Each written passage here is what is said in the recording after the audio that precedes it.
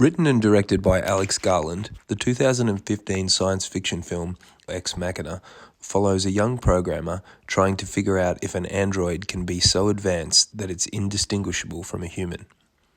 The film, shot by cinematographer Rob Hardy, is famous for its deep exploration of the fear that a non-human being could match or surpass human capabilities.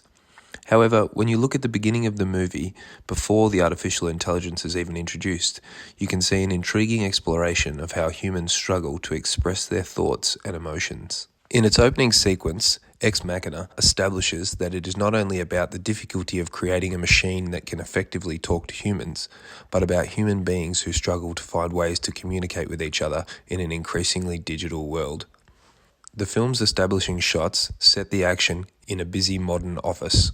A woman sits at a computer, absorbed in her screen. The camera looks at her through a glass wall, one of many in the shot.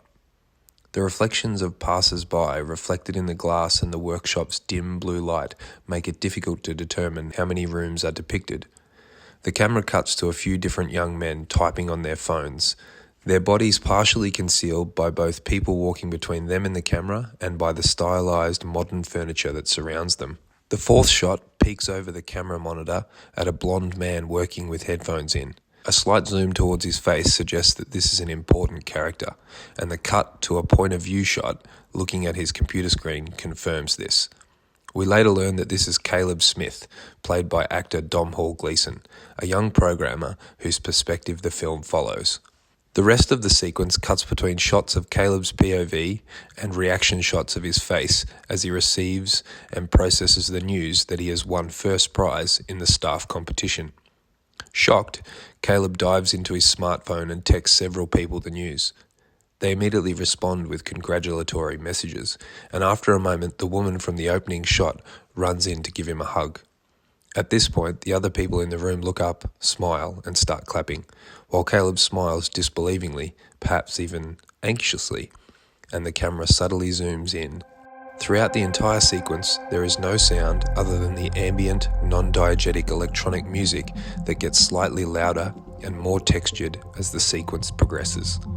A jump cut of an aerial view of a glacial landscape ends the sequence and indicates that Caleb is very quickly transported into a very unfamiliar setting, implying that he will have difficulty adjusting to the sudden change in circumstances.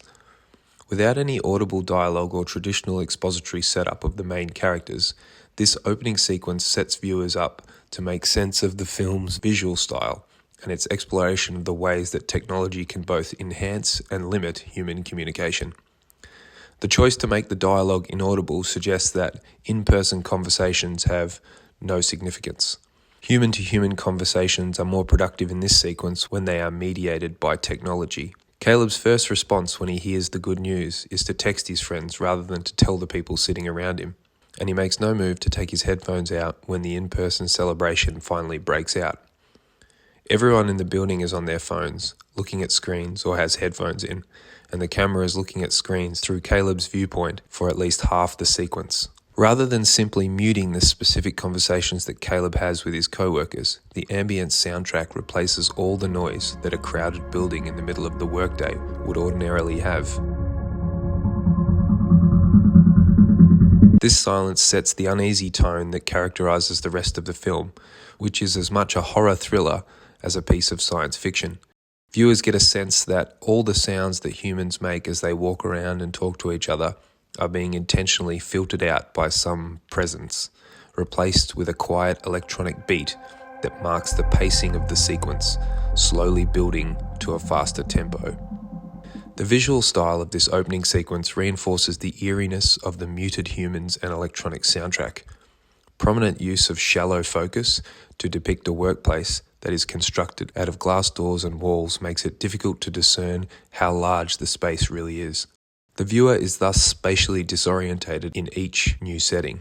This layering of glass and mirrors, doubling some images and obscuring others, is used later in the film when Caleb meets the artificial being Ava, played by Alicia Vikander, who is not allowed to leave her glass-walled living quarters in the research bunker. The similarity of these spaces visually reinforces the film's late revelation that Caleb has been manipulated by Nathan Bates, played by Oscar Isaac, the troubled genius who created Ava. A few other shots in the opening sequence more explicitly hint that Caleb is already under Nathan's control before he even arrives at the bunker. Shortly after the POV shot of Caleb reading the email notification that he has won the prize, we cut to a few other POV shots, this time from the perspective of the cameras in Caleb's cell phone and his desktop computer. These cameras are not just looking at Caleb, but appear to be scanning him as the screen flashes in different color lenses and small points appear around Caleb's mouth, eyes, and nostrils, tracking the smallest expressions that cross his face. These small details indicate that Caleb is more a part of this digital space than he realizes, and also foreshadows the later revelation that Nathan is actively using data collected by computers and webcams to manipulate Caleb and others.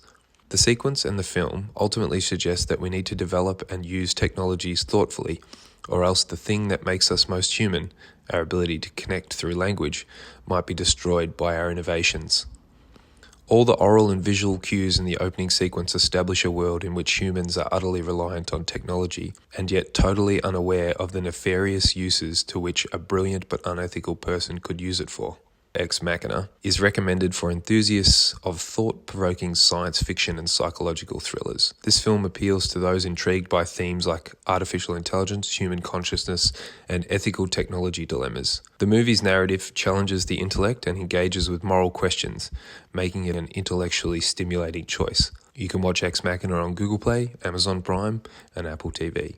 Or, if you have something called a DVD player, you might be able to find the DVD in a nice op shop.